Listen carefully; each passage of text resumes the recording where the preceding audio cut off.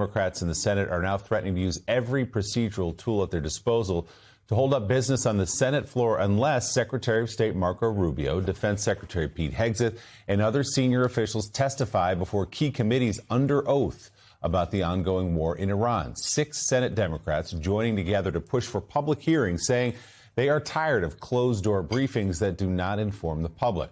Joining us now, 2 of those senators, a member of the Armed Services and Foreign Relations Committee, Democratic Senator Tim Kaine of Virginia, and member of the Foreign Relations and Judiciary Committees, Democratic Senator Cory Booker of New Jersey. Gentlemen, good morning. Great to have you with us. Senator Kaine, I'll start with you because you've been talking about war powers now for some time as it pertains to the war in Iran. I think sometimes it's worth pausing and reminding our viewers and our audience of a civics lesson, which is how America is supposed to go to war and the Article 1 powers of the Congress to send America to war.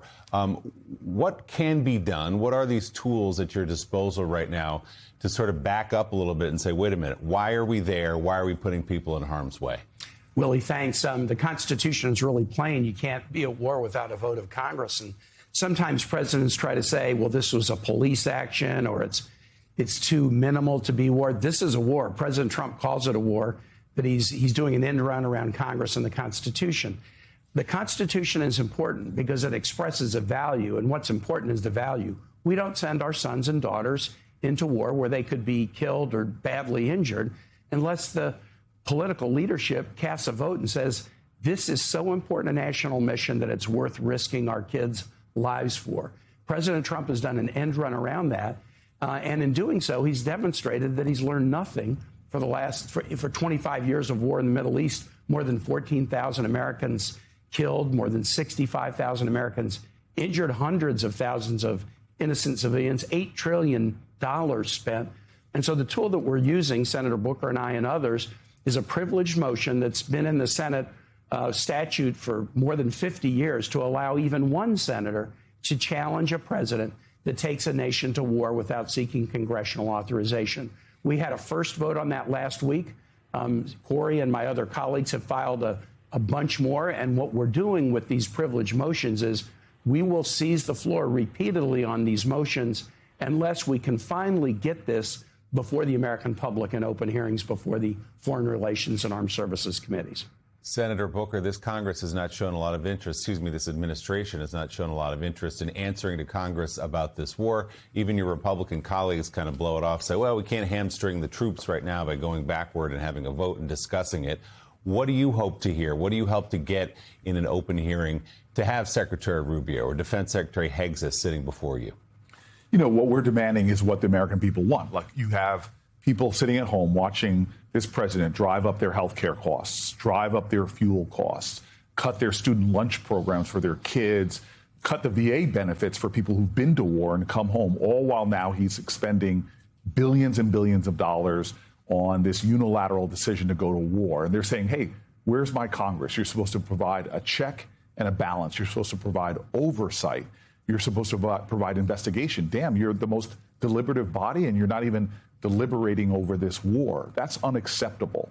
And so what we hope to do is bring these leaders before Congress and provide that oversight that is urgent right now when Americans are paying the ultimate sacrifice for Donald Trump's war. And let me say one last thing. I don't think this is defensible. You all are talking about it almost in a comical way, that they cannot show what the provocation was specifically, nor have they been able to state an end state. Tim Kaine says this very powerfully. It's this idea that they bring us into classified hearings and try to hamstring us. And we can't talk about what we've seen there, even though it is absurd. As I said to one of my colleagues when we walked out, Saturday Night Live could have taken one of those exchanges we saw between one of our colleagues and the people that were briefing us and not change a word. It was so absurd.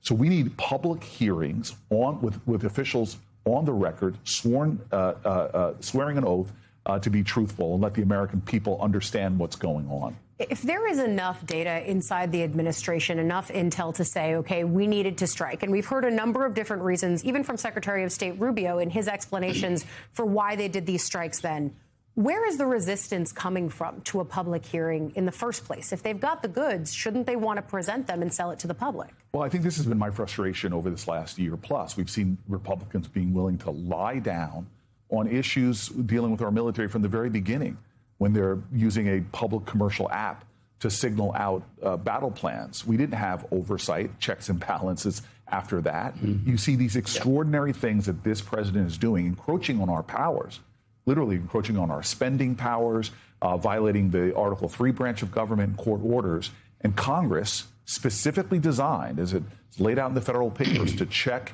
an abusive executive. I said, we're going to do whatever you want, Donald Trump. We're not going to do our job. This isn't partisan. This is a lack of patriotism. They didn't swear an oath to Donald Trump.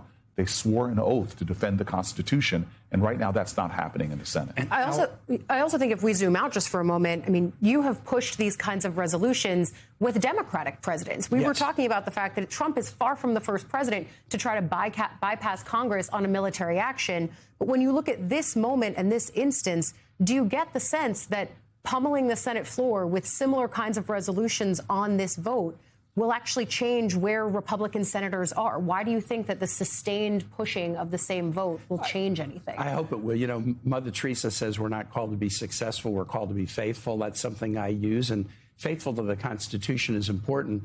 Willie asked a question, you know, some don't want to vote for this, they don't want to hamstring our troops. We're supporting our troops.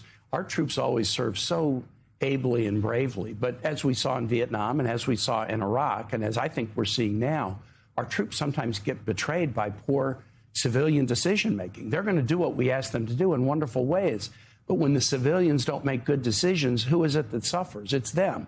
We've had 7 troops come home to Dover with their families mourning that they'll not have any future. And President Trump yesterday called this war an excursion, right? I mean, it was so disrespectful. So we are standing up for our troops and saying we shouldn't send our sons and daughters into war unless we can demonstrate that it's in the national interest.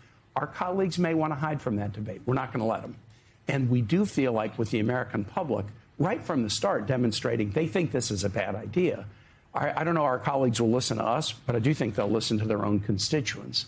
And if they do, then they'll start reeling this president back in and not letting him in run the Constitution. I want to ask Senators, both of you, your thoughts about what happened a few nights ago, or actually early morning, Sunday morning, with no announcement, no cameras, no publicity. A plaque was put up on the Senate side of the United States Capitol to honor the brave men and women who protected your lives, protected the lives of Republicans, protected the lives of Democrats, protected the lives of staff members and everybody else on January 6th. Mike Johnson shamefully has been dragging his feet and will not allow it to be put up in a prominent place. I don't know why he hates Capitol Hill cops. I'm not exactly sure why he doesn't want to honor those cops if he doesn't hate them. I'm not sure why he doesn't want to honor those police officers that some gave their all. Officer Sicknick, ask his family members and other family members. So I'm curious, first of all, your thoughts about the plaque, just what these officers, these police officers that helped on January 6th and fought so hard and were so brutalized by the mob, what they mean to you all personally, and also your thoughts on Mike Johnson and other Republicans ashamed to honor these cops because Donald Trump may be mad. Senator Kaine, start with you. Joe, you know, what does the plaque mean to me? When I see that plaque and I follow it as you did, the House decision to try to hide it and not do it, I think of Howie Liebengood. Howie was a Capitol police officer that I would see at the Delaware door every morning when I would walk into my office. Howie grew up in the Senate. His dad worked in the Senate, so as a kid, he was coming with his dad to work. And then when he became an adult, he signed up to work on the Capitol Police. And he was that cheery presence at the door every day. And when the attack on the Capitol happened, it was like the attack on his family and on his home where he had grown up. He had given everything to this institution.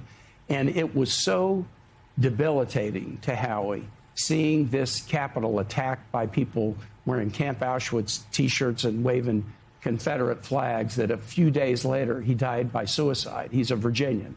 I know his widow, Serena, pretty well, and other family members. And so when I see that plaque, I think about people like Howie who aren't around now, who's not there at the Delaware door when I walk in.